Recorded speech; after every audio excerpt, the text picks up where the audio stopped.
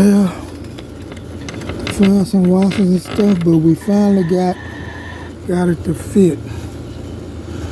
So I'm gonna tighten all my washers and screws up, and then I'm gonna test it out. A nice cut. So we'll see how it fits perfectly. Shouldn't have did it no better than that. Well, now I gotta go and shorten it, because when I close my door, you see what it did. Sitting right there, so it won't close all the way. So I'm finna take my grounder and shorten it to about right there.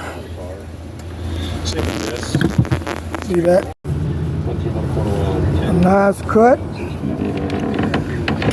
So we'll see how it fits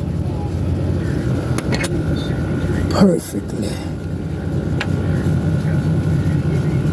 Shouldn't have did it no better than that.